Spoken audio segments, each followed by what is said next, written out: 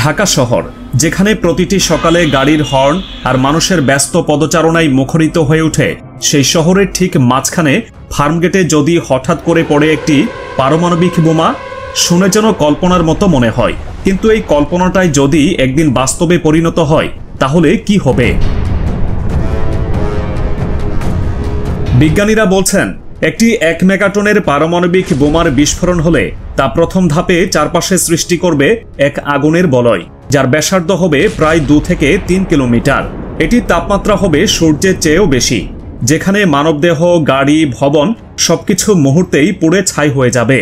বিস্ফোরণের স্থল থেকে শুরু করে Tejgaon, Shahbag, Bangla motor, new market কিংবা খামারবাড়ি এই অঞ্চলগুলোতে কেউ ছিল কিনা সেটা জানার আর কোনো উপায় থাকবে না, কারণ শরীরের অস্তিত্বই থাকবে না, কেবল ভস্ম। এই প্রথম ধাপের পর আসে তেজস্ক্রিয়তার ঢেউ, এমনই ভয়ঙ্কর এক ধ্বংসযজ্ঞ যা আর্তনাদের সুযোগও দেয় না। 13 থেকে 15 কিলোমিটার পর্যন্ত বিস্তৃত হবে এই তেজস্ক্রিয় আগুনের শ্বাস। একজন মানুষ হেঁটে রাস্তায় চলছিল হঠাৎ, কিন্তু সে দেখতে পাবে তার দেহ থেকে আগুন উঠছে, কারণ বাতাসের গতি আর তাপমাত্রা এতই বেশি থাকবে যা সহ্য করার ক্ষমতা কোনো জীবের নেই। মোহাম্মদপুর, মিরপুর, খিলগাঁও, রামপুরা, মহাখালী এমনকি উত্তরা পর্যন্ত মানুষ এক একটি চলন্ত মোমবাতির মতো জ্বলে যাবে অজান্তেই।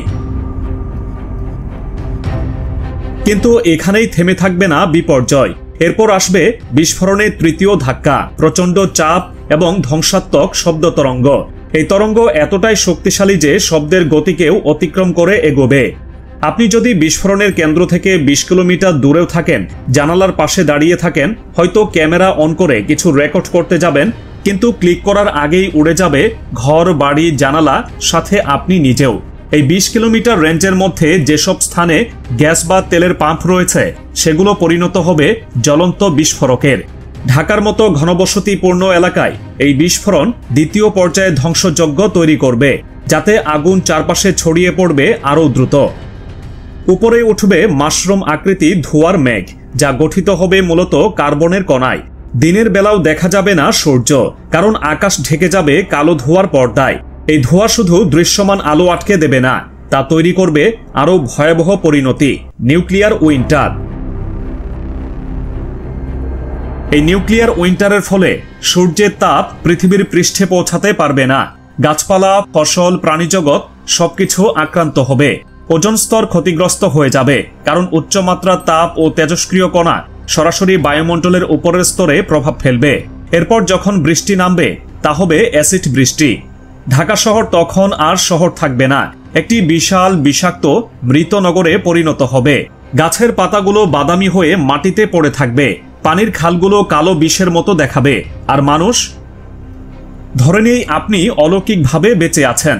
আপনাকে যদি ঘিরে থাকে নিস্তব্ধতা, ধোঁয়া আর পড়ে যাওয়া ইট পাথরের স্তূপ, আপনি তখন খুঁজবেন খাবার, পানি কিংবা কারো একটি হাত, একটু সহানুভূতি। কিন্তু কেউ আসবে না। রাস্তা নেই, যানবাহন নেই, মোবাইল টাওয়ার নেই, জীবনের কোনো চিহ্ন নেই। কেউ যদি সাহায্য করতেও চায়, তেজস্ক্রিয়তার মাত্রা এত ভয়ানক হবে যে ঢাকার সীমানা পেরোতেই তাদের প্রাণহানির শঙ্কা থাকবে। আর এই তেজস্ক্রিয়তা কোথায় গিয়ে থামবে? বাতাসের গতি নির্ধারণ করবে ফলআউট কতদূর পর্যন্ত যাবে। 50 থেকে 80 কিলোমিটার দূরে অবস্থিত গাজীপুর, নরসিংদী, মুন্সিগঞ্জ, এমনকি মানিকগঞ্জ কিংবা ভারতের সীমান্ত ঘেঁষা এলাকাগুলো থাকবে এর আওতায়। যে মানুষগুলো বেঁচে থাকবে তারা হয়তো প্রথম ধাক্কায় মারা যাবে না, কিন্তু পরবর্তী সপ্তাহ কিংবা মাসে শুরু হবে আরও ভয়ানক মৃত্যু পর্ব। রক্তবমি, হাড়ের ব্যথা, চুল পড়ে যাওয়া, ত্বকের পচন, রেডিয়েশনের কারণে শরীরের প্রতিটি কোষে ধ্বংস নামবে নিঃশব্দে। আরেকটা গুরুত্বপূর্ণ বিষয় এখানে মাথায় রাখা জরুরি, এখনকার আধুনিক পারমাণবিক বোমাগুলো আগের চেয়েও বহুগুণ বেশি ধ্বংসাত্মক। হিরোশিমা, নাগাসাকিতে ব্যবহৃত ফ্যাটম্যান আর লিটল বয় যে পরিমাণ শক্তি ছড়িয়েছিল, এখনকার অস্ত্র তার চেয়ে প্রায় 60 গুণ বেশি শক্তিশালী। শুধু তাই নয়, আজকের দিনে বিশ্বের কাছে মজুত রয়েছে 13,000-এর বেশি পারমাণবিক বোমা।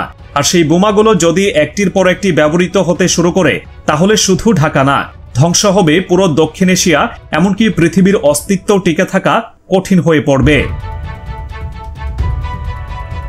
2017 সালে বিশ্বের প্রায় 2/3 দেশ পারমাণবিক অস্ত্র নিষিদ্ধ করতে একটি চুক্তিতে সম্মত হয়েছিল, কিন্তু বাস্তবতা হলো পারমাণবিক শক্তিধর দেশগুলো সেই সিদ্ধান্ত মানতে নারাজ। যুক্তরাষ্ট্র, রাশিয়া, চীন, ফ্রান্স বা ব্রিটেন এই 5টি দেশের হাতে যে পরিমাণ পারমাণবিক অস্ত্র রয়েছে তা দিয়ে গোটা দুনিয়াকে কয়েকবার নিশ্চিহ্ন করে ফেলা যায়। এই দেশগুলো নিরাপত্তার কথা বলে একের পর এক বোমা তৈরি করে চলেছে, কিন্তু কেউই ভাবছে না একটি মাত্র ভুল বোতামে চাপ পড়লে কয়েক মিলি সেকেন্ডেই ধ্বংস হয়ে যাবে মানুষের শতাব্দীর পর শতাব্দীর গড়ে তোলা সভ্যতা। আর ঠিক এই ভয়াল বাস্তবতার মধ্যেই সামনে আসে সবচেয়ে জ্বলন্ত প্রশ্ন, আপনি তখন কি করবেন? যদি আপনার খুব কাছাকাছি পারমাণবিক বিস্ফোরণ ঘটে, তাহলে এক মুহূর্তেই যেন সাক্ষাৎ কিয়ামত নেমে আসবে আপনার সামনে। চোখের সামনে বিস্ফোরিত হচ্ছে একটি পারমাণবিক বোমা, আর তার সাথে সাথেই পুরো শহর ধ্বংস হয়ে উঠছে একটি মাত্র জ্বলন্ত মুহূর্তে। বাতাসে উড়ে যাচ্ছে সবকিছু, মানুষ, ভবন, গাছ, রাস্তাঘাট, এবং আপনি জানেন আপনার বাঁচার জন্য হাতে আছে মাত্র কয়েক সেকেন্ড। এই সময় যেটা সবচেয়ে জরুরি তা হলো আপনি কোনো অবস্থাতেই বিস্ফোরণের দিকে সরাসরি তাকাবেন না, কারণ সেই বিস্ফোরণের চোখ ধাঁধানো তীব্র আলো কয়েক মিলি সেকেন্ডে আপনার চোখের রেটিনার পিগমেন্ট ধ্বংস করে দেবে। এমনকি আপনি চিরস্থায়ীভাবে অন্ধ হয়ে যেতে পারেন। হিরোশিমায় ফ্ল্যাশ বার্নেই 50% মানুষ প্রাণ হারিয়েছিল। অর্থাৎ আলোটা শুধু আলোকিত করে না, সেটা পোড়াই ছিঁড়ে ফেলে শেষ করে দেয়। বিস্ফোরণের সময় 4টি প্রধান শক্তির ধাক্কা আপনার দিকে আসবে। প্রথমে আসে বিশাল এক বিস্ফোরণী তরঙ্গ, যেটা আশেপাশের সবকিছু ছিন্ন ভিন্ন করে ফেলবে। এরপর তীব্র তাপ, যেটা আপনার ত্বক মুহূর্তেই পুড়িয়ে ফেলবে। এরপরের ধাক্কায় আপনার শরীরের ভেতরকার তন্তুগুলো পর্যন্ত গলে যেতে পারে। আর ঠিক এরপরই আপনার দিকে ধেয়ে আসবে তেজস্ক্রিয়তা, অদৃশ্য, নিঃশব্দ অথচ নিঃশেষকারী শক্তি। এই ধ্বংসযজ্ঞের পরেও যদি আপনি কোনোভাবে বেঁচে যান, তাহলে দ্বিতীয় ধাক্কায় শরীরে লাগবে সেই থার্মাল রেডিয়েশন, যা বিস্ফোরণের 99% তাপ নিয়ে আপনার শরীর লক্ষ্য করে এগিয়ে আসবে। আপনি বিস্ফোরণ স্থল থেকে 8 কিলোমিটার দূরে থাকলেও আপনার ত্বকে তখনও 1st ডিগ্রি বার্ন হবে। আর যদি দুর্ভাগ্যবশত আপনি কিছুটা কাছাকাছি হন, তাহলে 3rd ডিগ্রি বার্নের শোকেই মৃত্যুর ঝুঁকি তৈরি হবে। আর ততক্ষণে তৈরি হয়ে গেছে সেই অদ্ভুত অথচ পরিচিত ভয়াল দৃশ্য, মাশরুম ক্লাউড। আকাশে বিশাল এক কুণ্ডলী ধোঁয়া ঘুরতে থাকবে, যার নিচে আপনি পড়ে আছেন অচেতন, অর্ধদগ্ধ, সহায়হীন অবস্থায়। এই পরিস্থিতিতে চিকিৎসা পাওয়া আদৌ সম্ভব হবে কি? হাসপাতাল থাকলেও সেটা যদি এখনো ধ্বংস না হয়ে থাকে, তাহলে সেখানে এত বেশি আহত মানুষ থাকবে যে আপনি হয়তো জায়গা পাবেন না। এমনকি বেঁচে গেলেও আপনাকে কয়েক ঘন্টা অপেক্ষা করতে হবে একটি স্যালাইন কিংবা ব্যথার ওষুধের জন্য। তবে এই মুহূর্তে আপনি যদি আগুন বা তরঙ্গ থেকে রক্ষা পেয়েও থাকেন, তাহলে গামারে ও নিউট্রন রেডিয়েশনের ধাক্কা আপনাকে মেরে ফেলতে পারে। এই রেডিয়েশন মুহূর্তে আপনার রক্তের লিম্ফোসাইট ধ্বংস করতে পারে। শরীর দুর্বল হয়ে যাবে, রোগ প্রতিরোধ ক্ষমতা একেবারে শূন্যে নেমে আসবে, মাথা ঘোরা, বমি, খিঁচুনি শুরু হবে। রক্তে সাদা কোষের অনুপস্থিতিতে আপনি হয়ে উঠবেন এক চলন্ত অসুস্থ দেহ। এই রেডিয়েশন শেষ হয়ে গেলেও সমস্যা শেষ হয় না। বিস্ফোরণের পর বাতাসে যে রেডিও অ্যাক্টিভ ধূলিকণা তৈরি হবে, তা চারপাশে ছড়িয়ে পড়ে সবকিছুতে ঢুকে পড়বে।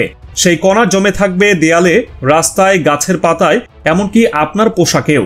তাই আপনি যদি সত্যি বাঁচতে চান, তাহলে আপনাকে সঙ্গে সঙ্গেই শরীর থেকে সমস্ত কাপড় খুলে ফেলতে হবে। কারণ গবেষণা বলছে পোশাক খুলে ফেললে প্রায় 90% রেডিও অ্যাক্টিভ কণা দূর করা যায়। লজ্জা নয়, এখানে জীবন বাঁচানোই মুখ্য। এরপর শরীর সাবান ও পরিষ্কার পানিতে ধুয়ে ফেলতে হবে ভালো করে, যাতে একটাও পার্টিকেল শরীরে লেগে না থাকে। এরপর আশ্রয় নিতে হবে কোনো ইট বা কংক্রিটের ঘরের গভীরে, যেখানে বাতাস ঢুকতে পারে না। এসি, ফ্যান সব বন্ধ রাখতে হবে, যেন বাইরে থেকে তেজস্ক্রিয় বাতাস ঘরে না ঢুকে পড়ে। আপনার হাতে সময় থাকবে খুব কম, মাত্র 10 মিনিট। এর মধ্যেই আপনাকে আশ্রয় খুঁজে নিতে হবে। এরপরে 24 ঘন্টা সেখানে থাকা বাধ্যতামূলক, কারণ এই সময়টা পার হলেই মূলত রেডিয়েশনের ভয়াবহতা খানিকটা কমতে শুরু করে। তবে এই আতঙ্কের কোনো একক দেশীয় পরিচয় নেই। যুক্তরাষ্ট্র আর রাশিয়া মিলে বিশ্বের প্রায় 90% পারমাণবিক বোমার মালিক। তাদের হাতেই যে কোনো সময় এই ধ্বংসযন্ত্রের বোতামে চাপ পড়তে পারে। আর একবার যদি সেই বোতামে চাপ পড়ে, আপনি কোথায় থাকেন সেটাও আর কোনো ব্যাপার না। আপনি ঢাকায় থাকুন, টোকিও কিংবা নিউ ইয়র্কে, এই রেডিয়েশন আর থার্মাল শক একে একে গ্রাস করে নেবে গোটা পৃথিবীকে। কিন্তু সবশেষে প্রশ্ন একটাই, এমন এক আত্মঘাতী অস্ত্র যার একটি মাত্র ব্যবহার গোটা মানব জাতিকে ধ্বংসের কিনারায় নিয়ে যেতে পারে, সেই অস্ত্র বানিয়ে কি লাভ? পৃথিবীর সব দেশ মিলে যদি এটাকে একত্রে না ঠেকায়, তাহলে একদিন আমরা সবাই ঢাকা, দিল্লি, লন্ডন কিংবা মস্কো সব শহরই একই পরিণতির দিকে এগিয়ে যাব।